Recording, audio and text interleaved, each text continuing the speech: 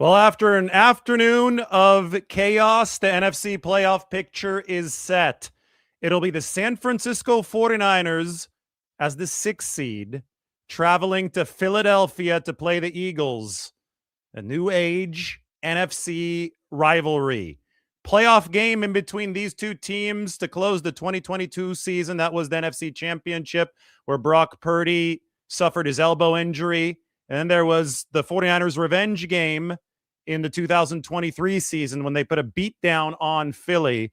These two teams did not play in 2024. They did not play over the regular season here in 2025, but they will face each other in the playoffs, the wild card round in Philadelphia, hostile territory for the 49ers here to begin 2026 and obviously to open the playoffs of the 2025-2026 season. The Eagles just lost to the Washington Commanders. The Chicago Bears lost to the Detroit Lions, so it looked like there might be an opportunity for things to swap, for the Bears to drop down to the number 3 seed, and that would send San Francisco to Chicago for the wild card round. But I really do wonder if Philadelphia wanted to win its game, especially since Chicago ended up losing, and that would have moved the Philadelphia Eagles up to number 2, where they would have played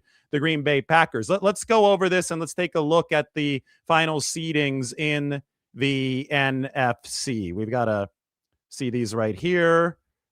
Oh, they haven't updated these yet on the NFL's website. They still have the Eagles at the number. Okay, they've updated them now, so I could put them up on the screen. The Eagles game has gone final. So just look at the right side. The Seattle Seahawks are the number 1 seed.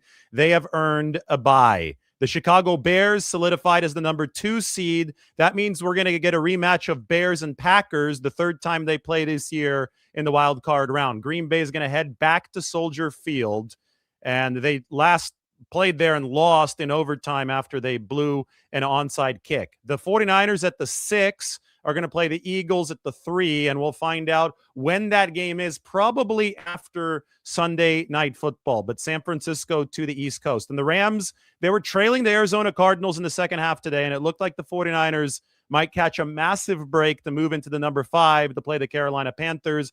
But the Rams ended up taking care of business, and that means that LA is going to head to Carolina to Charlotte to play the Panthers next weekend, a 5-4 football game. Now, the Rams did lose in Carolina, so never say never.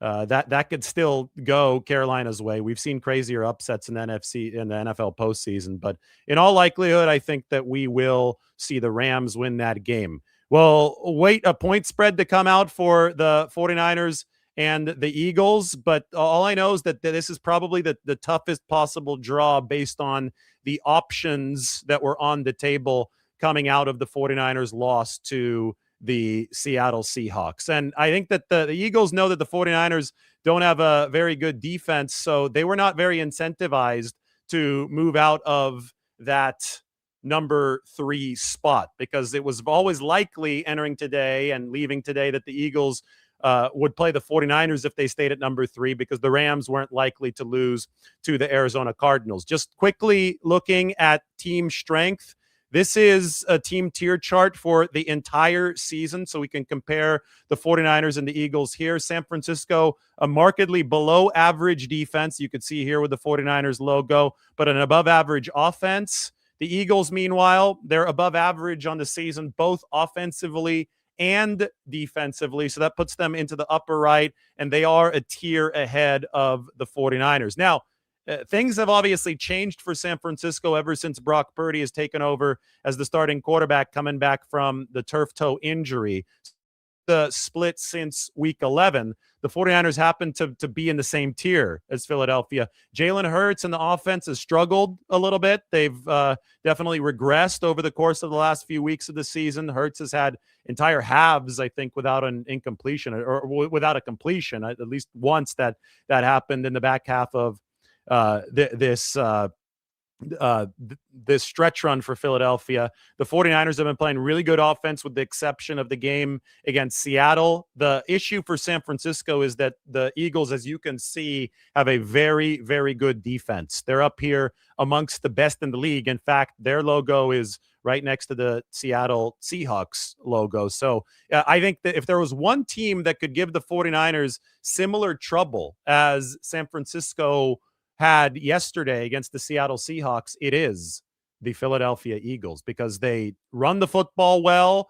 They could stop the run well. They rush the passer well. The 49ers, the main key right now for San Francisco is, when will this game be played? It could either be next Saturday, Sunday, or Monday. The 49ers, I think, would like as late as possible so they can get as healthy as possible, because the 49ers have Trent Williams back, if they have Ricky Pearsall back, they stand a fighting chance of winning this game. There's that much parity in the NFC. When the 49ers had Williams and Pearsall, they beat the Seahawks in week 1, even though they didn't have George Kittle.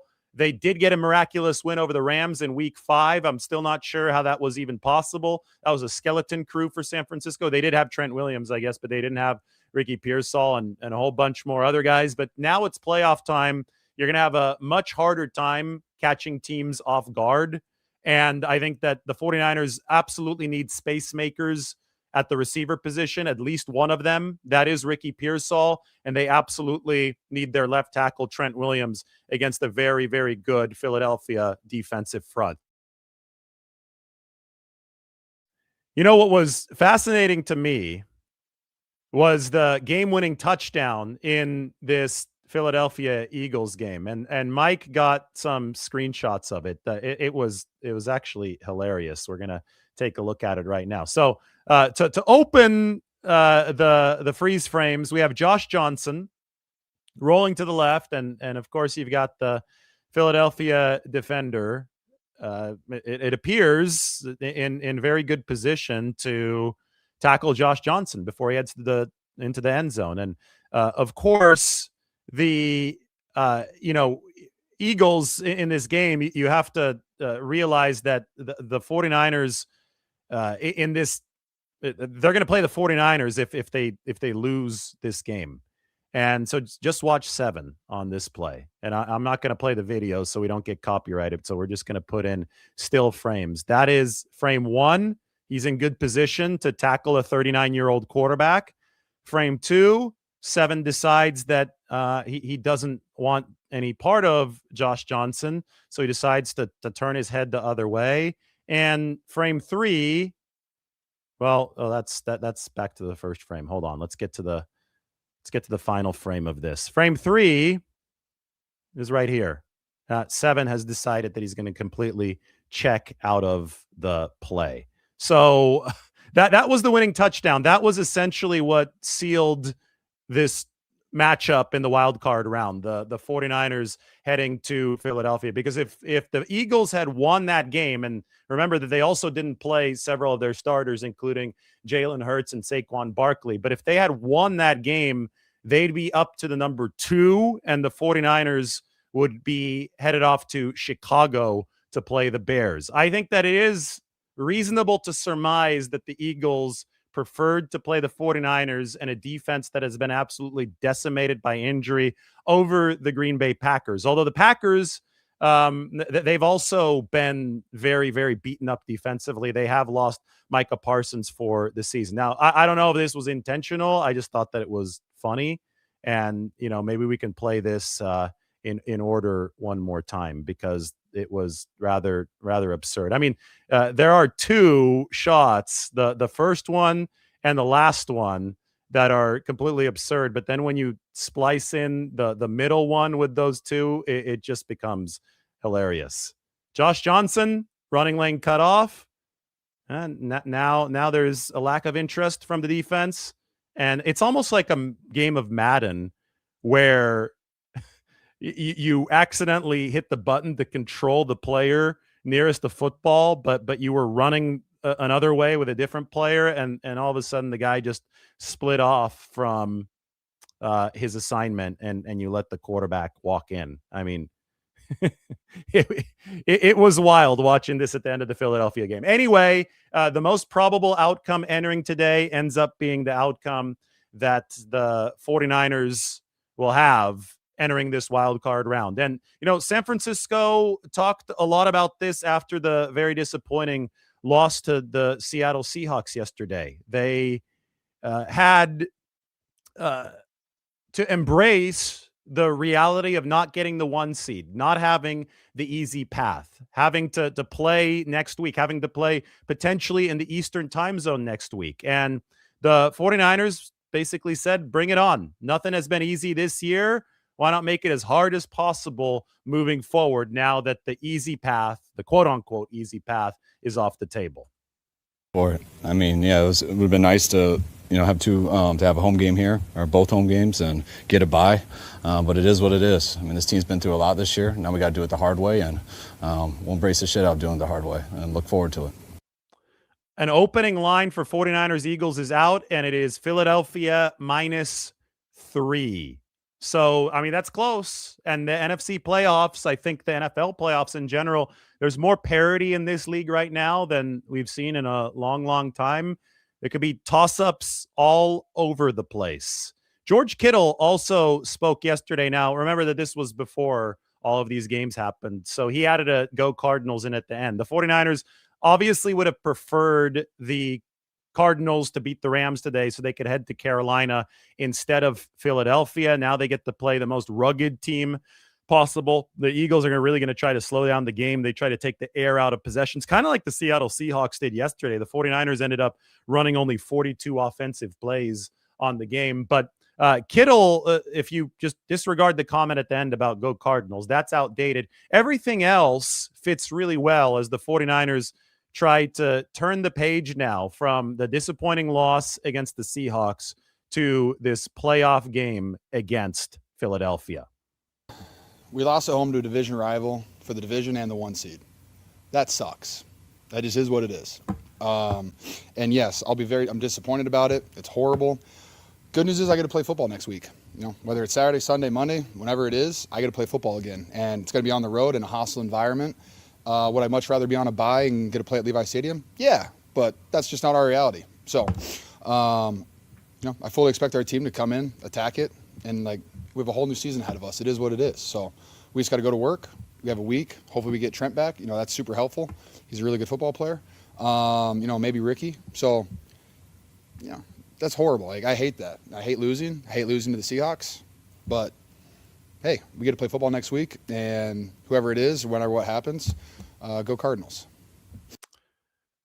So the more interesting part of that is the Trent Williams, Ricky Pearsall discussion from George Kittle. He seems fairly confident that Trent Williams is going to be back.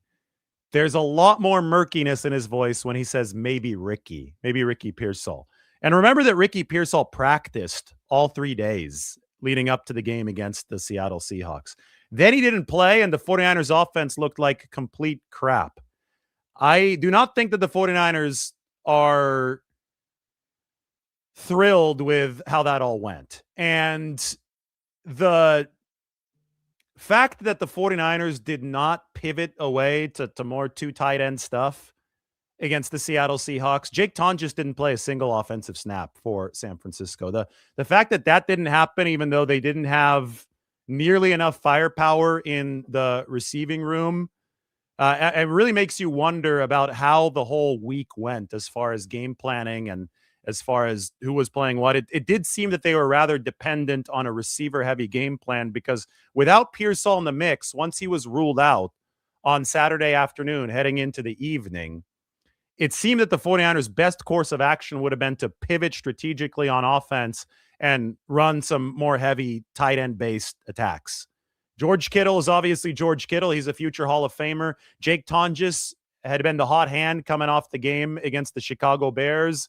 The Seattle Seahawks had struggled against the tight end position. They were number 18 in DVOA guarding the tight ends. The 49ers didn't go to that. And it seemed to me that they lost their mathematical edge in this game. They lost their clear path to victory when they lost Ricky Pearsall. And they, for whatever reason, maybe it's because they didn't practice it, maybe it's because Ricky Pearsall was the one that they practiced with over the course of the week. For whatever reason, the 49ers were not ready to pivot away from a plan that very clearly did not work against the Seattle Seahawks. They couldn't get separation downfield. They couldn't buy the time for Brock Purdy to actually attack downfield. There was a play where they decided to go at 4th and a long one, maybe 4th and 2, play action from plus territory in the first half, where the 49ers, instead of going on shorter concepts to just try to pick up the first down and move the chains, they decided to run a play action and try to take a shot downfield, but the protection didn't hold up long enough. And even though George Kittle was open downfield, Brock Purdy didn't have nearly enough time to get him the football. A little bit later, the 49ers ran a double pitch type of play in the first half. Obviously, another aggressive big swing, trying to make up for something, as I think at the very least acknowledging that the mano-a-mano math was not in their favor. And the double pitch trick play led to Christian McCaffrey picking up only 5 or 6 yards. So the 49ers took these big haymakers in the first half. Neither of them landed.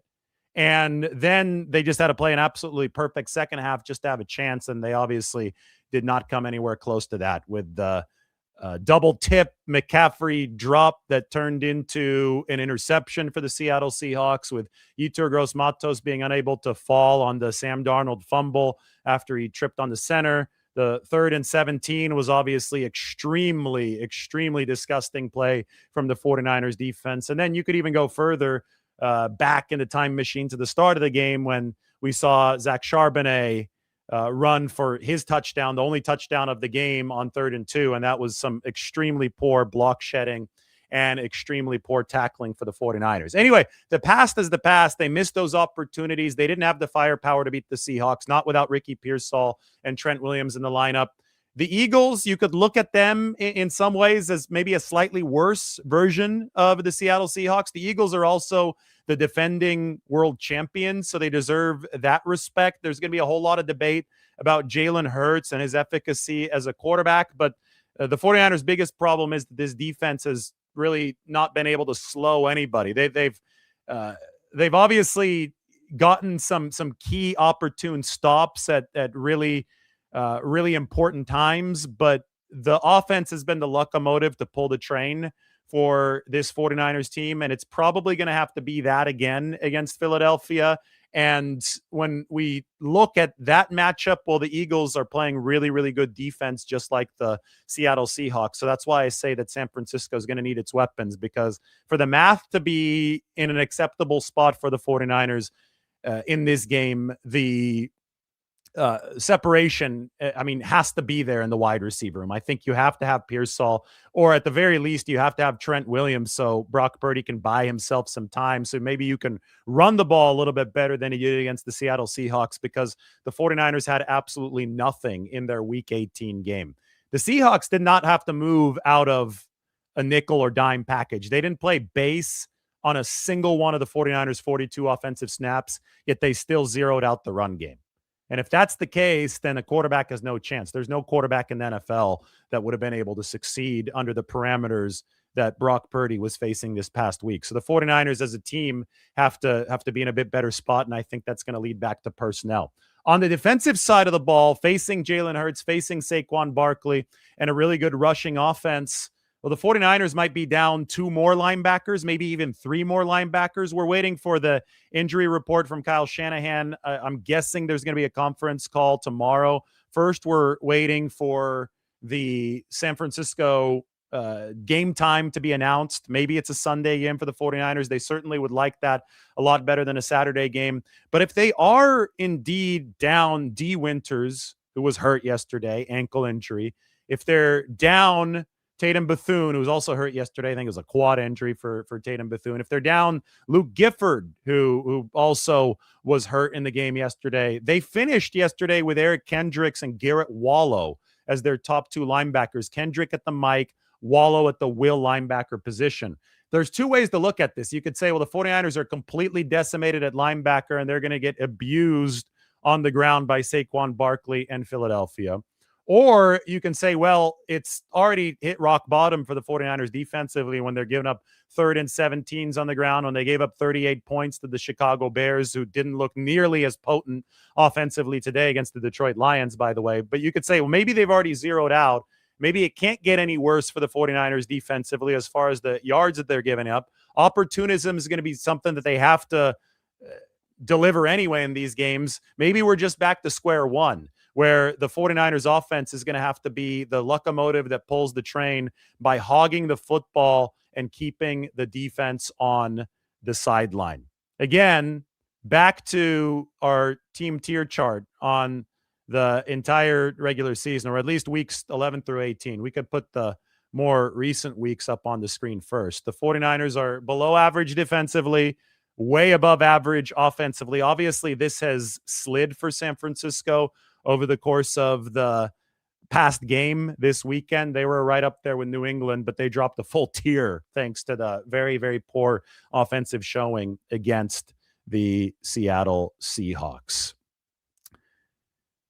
The 49ers-Eagles rivalry, I mean, it's been a burgeoning thing. I think that over 22 and 23, these were the two best teams in the NFC for a long stretch of those two seasons. The Eagles obviously fell apart in 2023. They fell apart after this game, after the 49ers put up a massive, massive performance against Philly. It's funny because today, Deebo Samuel and Jake Moody, who are now both on Washington, went into this stadium and actually helped secure this matchup for the 3-6. And you could argue that it hurt the 49ers. You could argue that what Deebo Samuel and Jake Moody did today, Moody hit a 56-yard field goal. He missed a chip shot, but he made a 56-yarder. Deebo drew a big pass interference penalty that allowed Washington to get back into that football game. That was a pass interference in the end zone.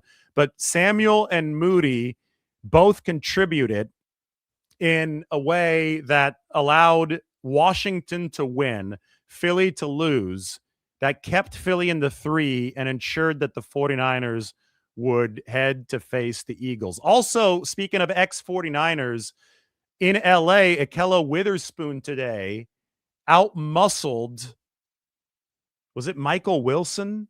I forgot if it was Michael Wilson or somebody else on the Cardinals for an interception. I didn't remember Ahkello Witherspoon outmuscling anybody with the 49ers. That was the one big weakness. 3rd-round pick in the 2017 draft. That was the first year that Kyle Shanahan and John Lynch were in charge. Well, Ahkello's beefed up a little bit. He's playing much more physically now, and he had a big interception for the Rams. So that also was a result that ended up sending the 49ers to Philadelphia. Speaking of Ahkello, this is going to be random. His first career interception came in Philadelphia back in 2017 in a game that saw the 49ers completely trounced by the eventual Super Bowl champion Eagles. The Eagles won the Super Bowl in Kyle Shanahan's first year at the helm. Joe Staley broke his eye socket in that game in 2017.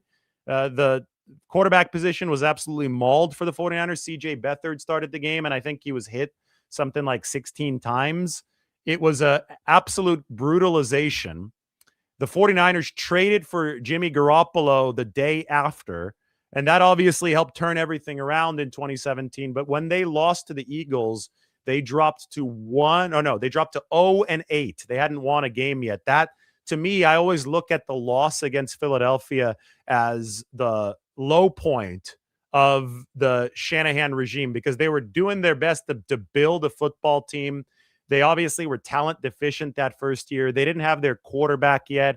And they did trade for Jimmy about 24 hours after that loss, after they got back to the Bay Area. And then once Garoppolo took over, the 49ers won their final 5 games of the 2017 season. And it was a lot of good times after that, obviously, with a couple dips, the ACL tear in 2018, but they went to the Super Bowl in 2019. But you can trace back the 49ers Eagles history, like in this modern era, to Kyle Shanahan's first year and that low point when Joe Staley broke his orbital bone. I'm going to try to find that picture. Joe Staley orbital fracture. I think that there was a famous photo of the blood like dripping down his eye. Yep, I think I found it right here. Fletcher Cox, the great Eagles defensive lineman, there was a blindside block that he administered on Joe Staley following a C.J. Beathard interception. I don't think it was a clean play. The 49ers were unhappy about it, and it led to this. Joe Staley out for some time because of that fractured eye socket against the Eagles in 2017. So anyway, Philadelphia, different coaching staff at the time. That was still Doug Peterson. They went on to win the Super Bowl. Carson Wentz was the quarterback in that game against the 49ers. He got hurt. So then Nick Foles took over. The Eagles beat Brady and the Patriots in the Super Bowl. It wasn't that long, though, before Doug Peterson would be fired because the Eagles started sliding after that. Philadelphia actually beat the 49ers again in 2020 at Levi's Stadium when San Francisco went 6-10. That was the game where Brandon Ayuk had his famous hurdle touchdown, but Nick Mullins for the 49ers threw a pick six that did the 49ers in at the end of that football game. 49ers finally got the Eagles in 2021. This was the first year of Nick Sirianni as Philadelphia's head coach after Doug Peterson was dismissed. And the 2021 game at Philly was really interesting to me because it was a defensive battle. And you could see the beginnings of that monstrous Philadelphia defensive front that would end up getting to Brock Purdy the year after. That was the NFC Championship game of 2022 when Hassan Reddick came around the edge and got to Purdy. But the 2021 game, the 49ers won in a low-scoring affair. Purdy was still in college that year. That was Jimmy Garoppolo starting, and he hit Deebo Samuel on a big crosser that was to get the 49ers going at the end of the first half. And Juwan Jennings scored his first touchdown of his career, his NFL career at Philadelphia. And the 49ers won in a really, really hard-fought game. That was a 49ers NFC championship season, not a championship winning season. They made it to the title game in 2021, and that's when they came from the number 7 seed, which is the lowest seed that the 49ers have had under Kyle Shanahan. This year at number 6, heading to Philadelphia, is going to be the second lowest seed as they head to face the number 3 Eagles. The 2021 game preceded the 2022 NFC championship game. I still wish that we could have seen what would happen if Brock Purdy had not gotten hurt in that game. Because I have a sneaking suspicion that if this had not happened to Brock Purdy against Philadelphia in that 2022 season NFC title game, I think the game would have looked like this. I think it would have looked a lot like the November 2023 matchup when the 49ers absolutely smoked the Eagles. Obviously, the teams are different now. Purdy is still the quarterback. The 49ers still have a high-powered offense that is coming off of a very, very tough outing against Seattle. They need some guys back in order to perform at a level that's going to score points in bunches against really good defenses. But what has really fallen off is San Francisco's defense. And they'll have to hope that Jalen Hurts and Saquon Barkley, who have definitely regressed as a tandem since last year, defensive regression is real, so they don't get run out of the building because San Francisco's defense really has struggled. Let's take a look at the rest of the bracket. I want to talk about some of the other matchups. Maybe I'll answer some questions in just a little bit, but we've got all the seedings right here. We'll see if Mike is saying anything interesting in our little text message thread. We'll check to see if Lombardi herself is providing any insight on text because she's been texting me. She said that Denver finally won. That was a few minutes ago. The Broncos are the number 1 seed in the AFC. They beat Trey Lance and the Los Angeles Chargers, coached by Jim Harbaugh. So at least here, matchups: Bears against the Packers. We said that. Eagles against the 49ers. Panthers against the Rams. I'm interested to see the spreads on all of those games. But those are all, except for the Eagles 49ers game, those are all rematches. Those are games that have already happened this year or this season. The Bears, in fact, have already played the Green Bay Packers twice. The Bears played the Packers twice in a 3-week stretch over December. So the Bears and the Packers will play 3 times in 2 months. Meanwhile, the 49ers and the Seahawks played twice this year. Maybe they play a 3rd time. We'll see. That's still on the table technically. But they played twice 4 months apart. Just wild to see how the schedule can break in completely opposite directions in that regard. They don't have the playoff schedule up yet on my sports app. I think that they're not going to put that in there until it's actually finalized. So Saturday is going to be a doubleheader. Sunday is going to be a triple header. Monday Night Football is going to be one game. The 49ers at all costs, I think, would like to avoid the Saturday game, so they're not on. It wouldn't be a short week, but they would like a long week to make up for the 2 short weeks that they just had against the Bears and then finally against the Seattle Seahawks yesterday. And the playoff schedule will be fully unveiled after Sunday Night Football.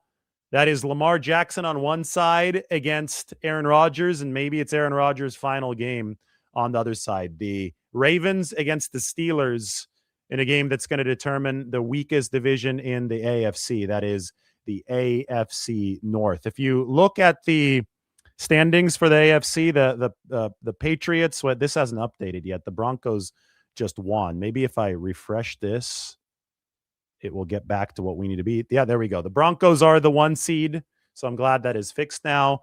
The Patriots are the 2 seed. So the Broncos locked in as the 1, have the bye.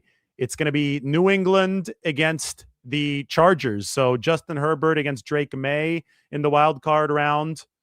Then there's going to be Jacksonville against Buffalo. I love that. I love Trevor Lawrence against Josh Allen. That's going to be happening in Florida. And the Texans are going to travel to the winner of the Steelers and the Ravens. So that monstrous Texans defense, which the 49ers saw in week 8, they're going to be sitting on the couch tonight watching this game with rapt attention to see who they play in the wild card round. A lot of cool matchups. Which ones are you guys most excited about? I can't wait to read about that in the comments section. Yeah, tonight is essentially a playoff game. Good stuff. The Steelers and the Ravens. Mike is asking, are we reacting to this game after? Maybe. You guys want a reaction after? You could also answer that in the comment section. The top 10 order of the 2026 NFL Draft. The Raiders, the top pick.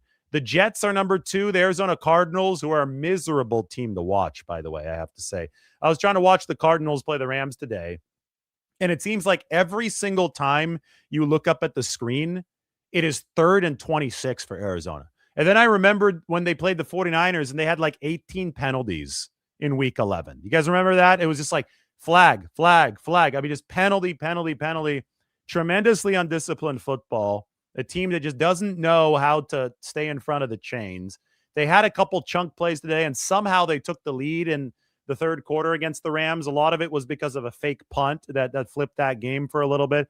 But I've never seen a team shoot themselves in the foot as frequently as the Arizona Cardinals. And thankfully there are no Arizona Cardinals fans. I don't think they exist. I'm not really sure if there are Rams fans either. I wonder, was it just 49ers fans filling the stadium today at SoFi? Because I don't think I've ever really seen Cardinals or Rams fans. So I'm not sure if they actually exist. But the fact that there are no Cardinals fans is probably a good thing, because watching that team on a weekly basis would make one gouge his eyeballs out. I mean, that is an unwatchable football team, and they were not able to beat the Rams in this game today. All right, I'm going to answer some questions. I think it's time to venture into the comments section.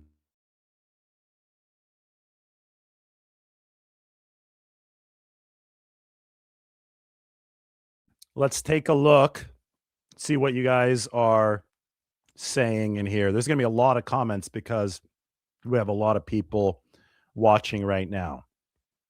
One thing that I want to talk about is potential possibilities heading into the divisional round. There's a lot of intriguing stuff that is still on the table. Now, we won't know exact matchups until these games actually happen, but because the NFC is going, and the NFL is going to reseed the playoffs for the divisional round. So it's not a straight shot bracket. It's, for example, say that the 49ers do beat the Eagles. We wouldn't know who they go and play unless we also knew the Packers result. So if both, and it wouldn't be crazy to me, and I said this a little bit earlier, it wouldn't be crazy to me to actually see Green Bay win a couple games in the playoffs as the 7th seed. The 49ers did it in 2021, as the number 7 seed. Why can't the Packers do it here in 2025, given the parity that we see? I actually think that Green Bay might be a better team than the Bears. That being said, Green Bay is really beaten up right now, so maybe the Bears have a slight edge over them. But the Packers, they had the Bears dead to rights, but then Chicago recovered an onside kick just a couple weeks ago. Say that the Packers beat the Bears, and say that the 49ers beat the Eagles. I'm assuming the Rams are going to beat the Panthers. What you would have in that scenario is the Seattle Seahawks would get the lowest seeded surviving team.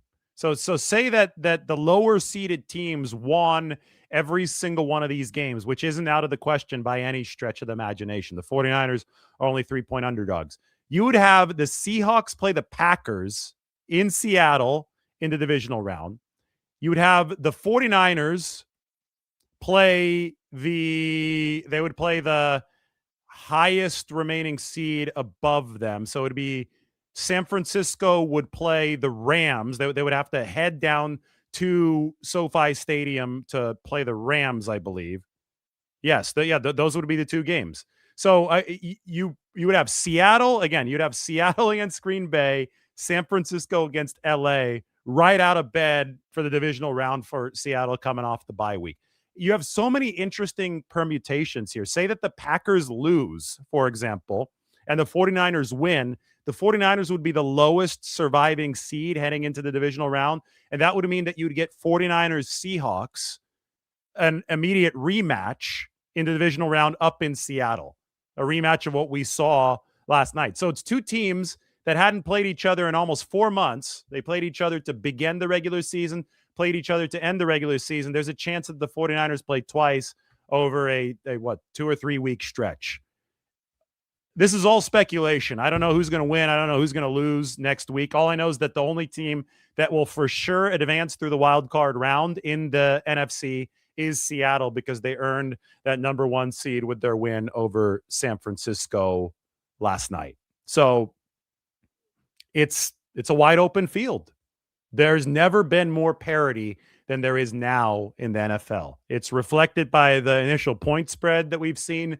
The 49ers, I think that the worst possible scenario for San Francisco was drawing Philadelphia in the wild card round, yet they still open up only as 3-point underdogs. So that should give you some perspective as to what we're dealing with here moving into the playoffs.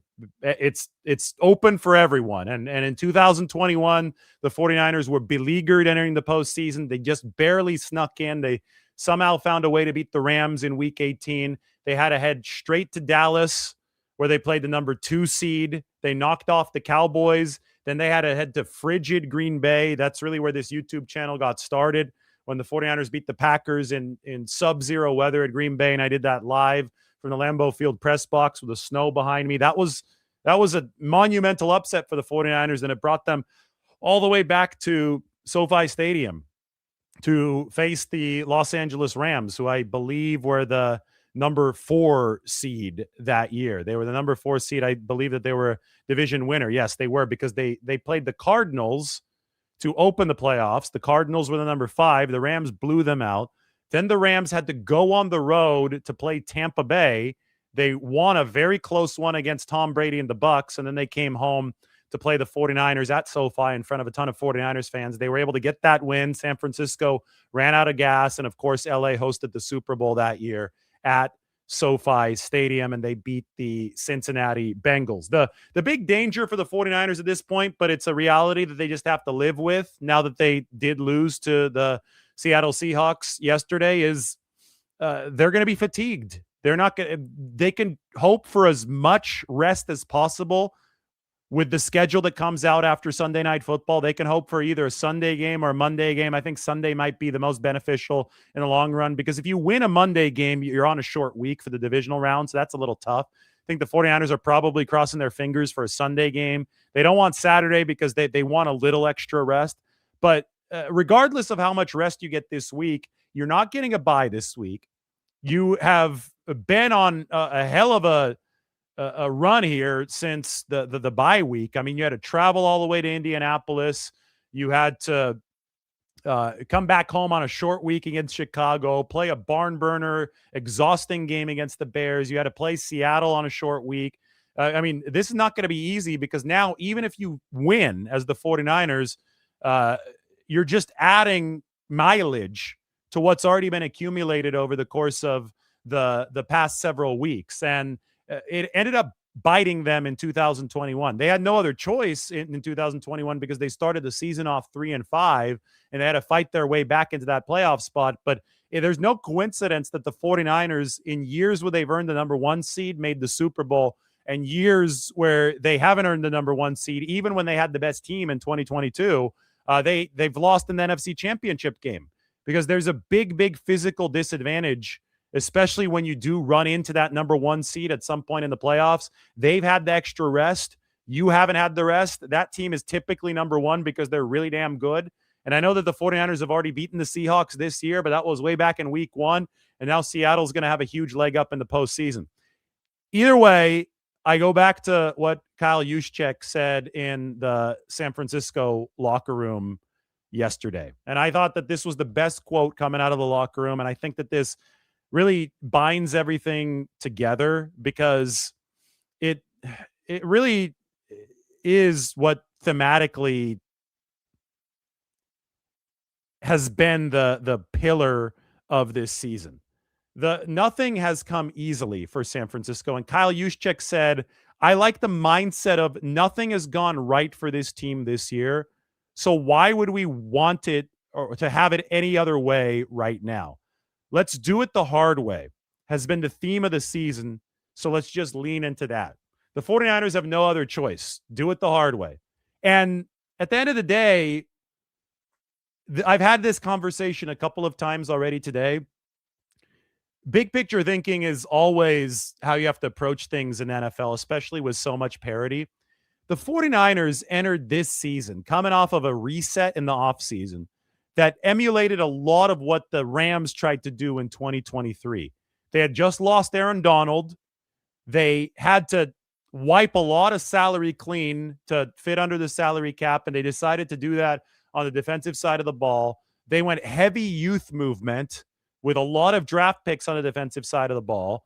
They knew that they weren't going to be strong there in 2022 or 2023, but they also acknowledged that, well, let's just scrap and claw and see if we can make it to the playoffs and see if we can get our young guys some experience because it'll pay off if we can do that. And then we could stack another draft class on top of it in 2024.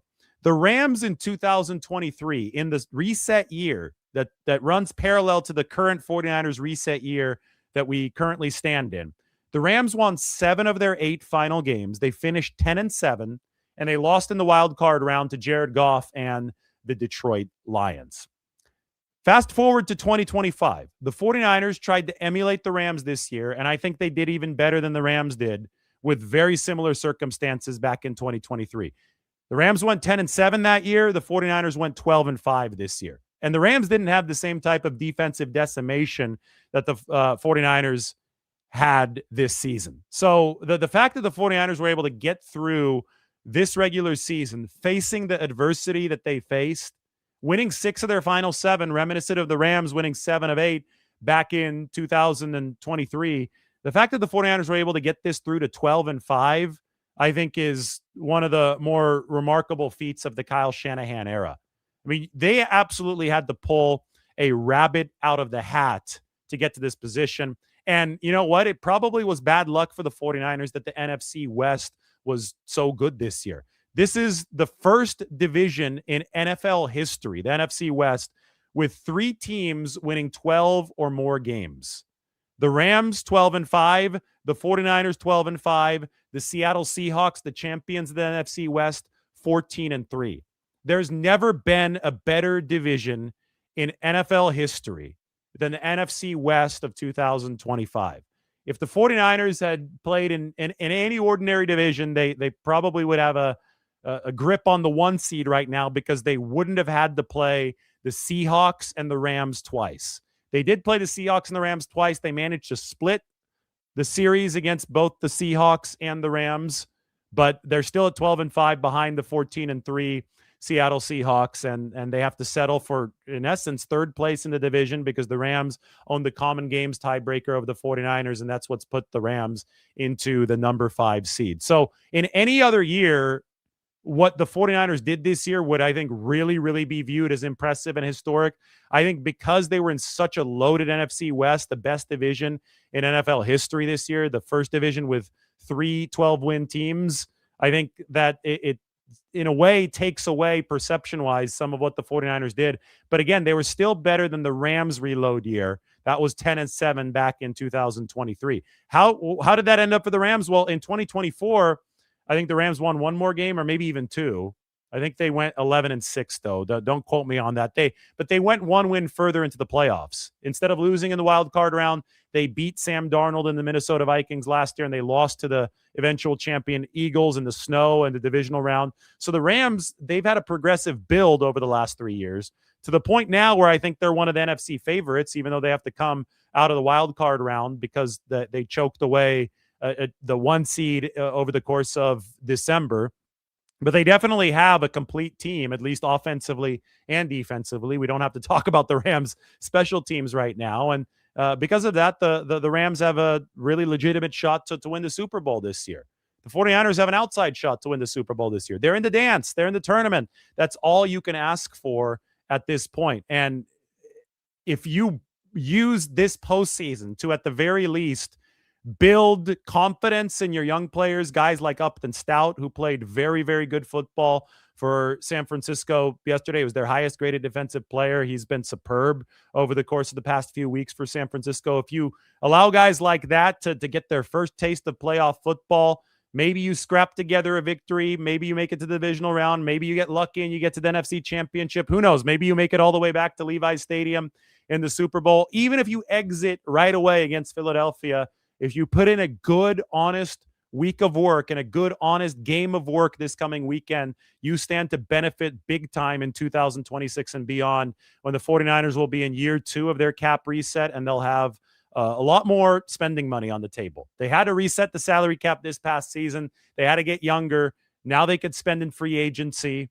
Now they could really focus on bolstering their team and make a true run at it the way that the Los Angeles Rams have been able to do over the course of the past 2 years. The 49ers, I think, are going to be in that part of their football life cycle. The NFL, there are ebbs and flows in how you have to build a team in the salary cap era, and the 49ers are definitely going to be entering in 2026 on an upswing. So why not use this playoff opportunity to get as much experience as possible? 49ers also are going to benefit from a third-place schedule coming up in this 2025 season. I want to see if this is updated on 49ers FB schedules, but we can see exactly who the 49ers are going to be visiting in 2026. It is not yet updated. I think, Mike, can you let me know who the last 2 49ers opponents are in this year? Or maybe I have this. Should have it. Oh, I think that Lombardi herself has just sent me a link to the schedule. She's doing a great job in the other room. She hears me from the living room and she's like, oh, you need the 49ers schedule for next year? That's great. I'm going to send it to you. The away opponents for the 49ers next year are going to be the Rams, the Cardinals, the Seahawks, obviously. The 49ers head to New York City to play the Giants, technically New Jersey, but we stay in New York. They are going to head to Dallas next year. That's fun. They could take over Dallas' stadium with their fans. They head to Kansas City, and then there is a TBD game against the NFC South, and I believe that the 49ers with a third-place schedule, that should be the Falcons. The 49ers will also be headed to Atlanta. That is because the Rams won today, and the 49ers moved into that number 3 spot in the NFC West. So divisional opponents on the road: New York Giants, Cowboys, Kansas City Chiefs, and the NFC South matchup on the road against the Atlanta Falcons for the 49ers in 2026. Any questions? I think Sunday Night Football is about to start. It's 5:19 p.m., so I'm going to want to get going. I think I went over everything I need to get over. And we went 49 minutes, and I think that's perfect for a 49er show. Anyway, we're going to delve deep into this matchup. Can't wait to do it. Can't wait to book my flight ticket. Maybe I already have booked my flight ticket to Philadelphia. I just don't know when the game is, so hopefully I don't have to change when I'm flying out there. But 49ers and the Philadelphia Eagles, a rematch of an epic playoff matchup in 2022 that went for naught because of the Brock Purdy injury, and a rematch of a spanking in 2023 when the 49ers went in and dropped 40 plus on the Eagles.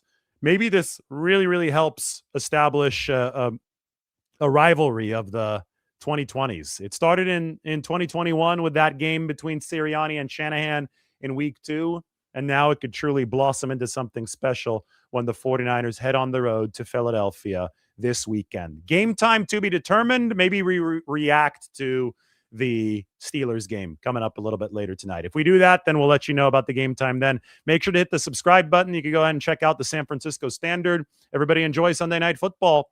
We will talk to you very, very soon.